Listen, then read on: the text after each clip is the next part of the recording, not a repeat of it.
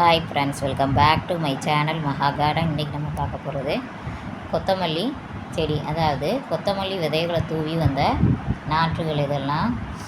அதாவது பொடி கொத்தமல்லியாக இருக்கும், அதாவது நாட்டு கொத்தமல்லிம்பாங்க.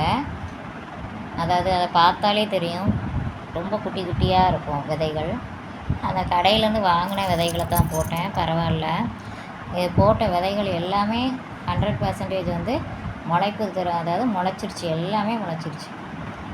இதே மாதிரி இன்னொரு இதுலேயும் போட்டிருக்கேன். அது தவிர கைப்பிடி சோறில் ஒரு டப்பாலையும் போட்டு வச்சுருக்கேன், அதுலேயும் வர ஆரம்பிச்சிருச்சு. இப்போ மழை பெய்கிறதுனால கவரை போட்டு மூடி வச்சுருக்கேன், ஏன்னா அவ்வளவுமே சரிஞ்சிடும் மழை தண்ணி பட்டால். அதனால் 3 தொட்டிலையும் கொஞ்சம் கவரை போட்டு கவர் பண்ணி வச்சுருக்கேன். பார்ப்போம் இது எப்படி வருதுன்னு. இதுலேயுமே இது வந்து அவரை செடி, அவரை நாற்று, அதாவது அவரை விதை போட்டு வந்தது. இப்போ தான் ஓரளவுக்கு ஹைட்டு வச்சுருக்கு. இன்னும் வந்து பூக்கள்லாம் பிடிக்க ஆரம்பிக்கலை. இது வந்து செடியாக கொடியாக தெரில, ஆனால் கொடி மாதிரி தான் இருக்குது பார்க்க. பார்ப்போம், கொஞ்சம் வெட்டி விட்டு தான் இது பண்ணணும், கொடி படரோட இடம் கிடையாது. ஓரளவுக்கு நல்லாவே வந்திருக்கு செடி. அதே மாதிரி இது வந்து ஓமவல்லி செடி. ஓமவல்லி செடி வந்து நிறைய பிரான்ச்சஸ் வந்து நிறைய இருக்குது. அதாவது சின்ன தொட்டியில் தான் இருக்குது, ஆனால் அதோடய வளர்ச்சி வந்து க்ரோத் வந்து ரொம்ப நல்லா இருக்குது.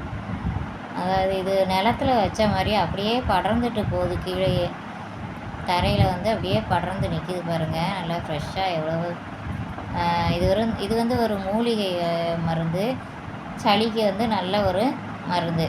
இது வந்து கஷாயம் போட்டு குடிக்கலாம், வெறுநெய்யை சாப்பிட்லாம். இந்த இலைகளில் நம்ம பஜ்ஜியும் போட்டு சாப்பிட்லாம், சளியை நல்லா குறைக்கும். இது கற்பூரவல்லி, ஓமவல்லின்னு சொல்லுவாங்க, கற்பூரவல்லின்னு சொல்லுவாங்க, ஒவ்வொரு இடத்துலையும் ஒவ்வொரு பேர் சொல்லுவாங்க. அதே மாதிரி இது காராமணி செடி, எவ்வளவு அடர்த்தியாக படர்ந்து போயிருக்கு பாருங்கள். இதுக்கு வந்து இன்னும் கொஞ்சம் நம்ம இடம் விட்டு நல்ல கொடி போட்டிருந்தா இன்னுமே காய்ப்பு நிறைய கிடச்சிருக்கும். படர இடம் இல்லாமல் அதுக்குள்ளேயே சுற்றி சுற்றி நிற்கிது, கொஞ்சம் தாந்துமே நிற்கிது.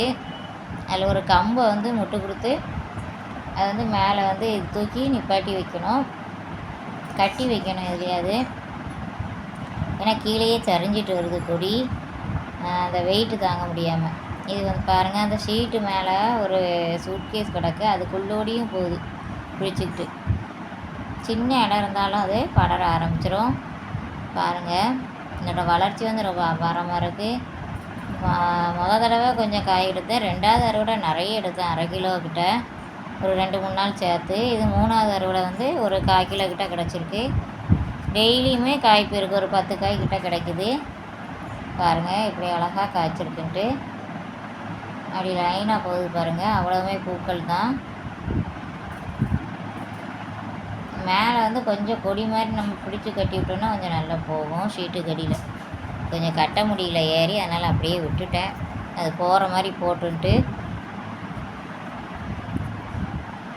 இது வந்து இந்த கேட்டு மேலே இருக்க பில்லரில் இருக்கிற நித்திய கல்யாணி செடி. நித்திய கல்யாணி செடி வந்து நிறைய இருக்குன்ட்ட, விதைகள் வேறு இப்போ விழ ஆரம்பிச்சிருச்சு நிறைய. அந்த கீரை விதை மாதிரி அந்த கருப்பு கருப்பாக இருக்குது, குட்டி குட்டியாக. இப்போ கீழே வந்து காற்றுல விழுந்துருந்தது, அதை எடுத்து தொட்டிக்குள்ளேயே போட்டு வச்சுருக்கேன். பார்ப்போம் செடிகள் வருதான்னு பார்ப்போம்.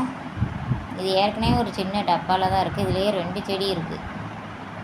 மேலே வந்து ஒரு 2-3 செடிகள் இருக்குது.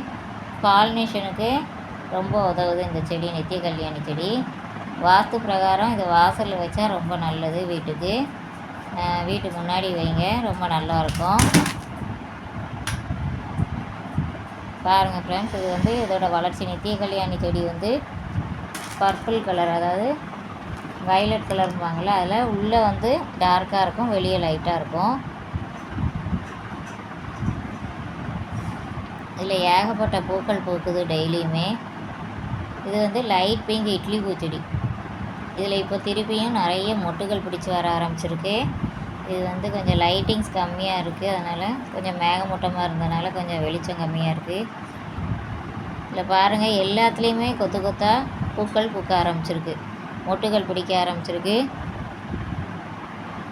இது ஏற்கனவே கொஞ்சம் வெயில் இல்லாத முதல்ல இடத்துல இருந்ததுனால அப்போ ஒன்றுமே பூக்க ஆரம்பிக்கலை. இப்போ வெயில் படுறதுனால நிறைய இது வந்து 2வது தடவை மொட்டுக்கள் வச்சுருக்கு. தடவை நிறைய பூக்கள் எடுத்தாச்சு. இது 2வது அறுவடை.